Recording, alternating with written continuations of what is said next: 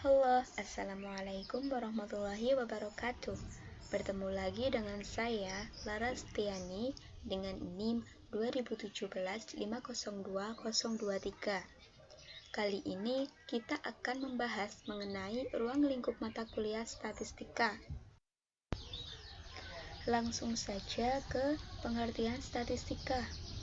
Jadi pengertian statistika itu dibagi menjadi dua, ada statistika secara sempit dan statistika secara luas.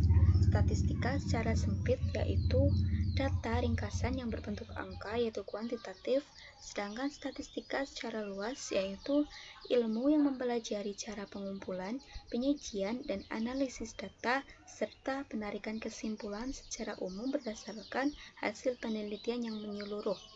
Jadi pengertian statistika itu merupakan kumpulan data, bilangan atau non-bilangan yang disajikan sedemikian rupa yaitu biasanya dalam bentuk tabel atau grafik yang menggambarkan suatu persoalan atau keadalan. Bisa kita simpulkan bahwa statistika itu metode atau sebuah ilmu yang mempelajari tentang bagaimana kita mengumpulkan, merencanakan, menginterpretasi, dan menganalisis data dengan tujuan itu untuk mempresentasikan hasil data yang kita peroleh. Yang selanjutnya yaitu ada ruang lingkup statistika. Ruang lingkup statistika yang pertama itu berdasarkan orientasi pembahasannya. Di dalamnya dibagi menjadi dua lagi yaitu statistika matematik dan statistika terapan. Yang pertama, statistika matematik. Statistika matematik merupakan statistika teoritis yang berorientasi pada pemahaman suatu model dan teknik-teknik statistika secara matematis dan teoritis. Sedangkan statistika terapan yaitu statistika yang lebih berorientasi kepada pemahaman intuitif atas dan teknik-teknik statistika serta penggunaannya di berbagai bidang. Oke, yang selanjutnya yaitu ada ruang lingkup statistika berdasarkan tahapan dan tujuan analisisnya. Pertama, ada statistika deskriptif. Biasanya statistika ini itu berkaitan dengan penerapan metode statistik mengenai pengumpulan, pengolahan, dan penyajian suatu gugus data sehingga kita bisa memberikan informasi yang berguna terhadap orang lain. Nah, statistika ini biasanya menggunakan data pada suatu kelompok untuk menjelaskan atau menarik kesimpulan mengenai kelompok itu saja.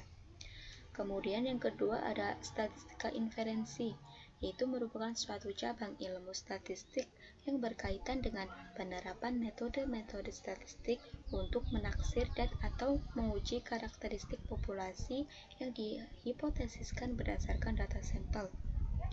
Selanjutnya ada berdasarkan asumsi distribusi yang digunakan. Pertama ada statistik parametrik. Nah, statistik parametrik ini itu teknik-teknik pengukuran statistik yang didasarkan pada asumsi tertentu. Misalnya, ada suatu data yang diambil dari populasi yang berdistribusi normal.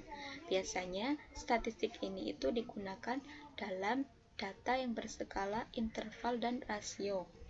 Yang kedua, ada statistika non-parametrik. Statistika non-parametrik ini suatu teknik-teknik statistika yang biasanya menggunakan sedikit asumsi, bahkan tidak sama sekali. Terkadang juga dikenal dengan model statistika yang bebas terhadap distribusi tertentu. Statistika non-parametrik ini biasanya digunakan dalam menganalisis data berskala nominal dan ordinal. Pada umumnya, statistika ini dalam pengujian data dengan teknik statistika parametrik mempunyai teknik padanannya pada statistika non-parametrik. Teknik padanan pada statistika non-parametrik ini biasa digunakan apabila data interval atau rasio tidak memenuhi asumsi-asumsi tertentu.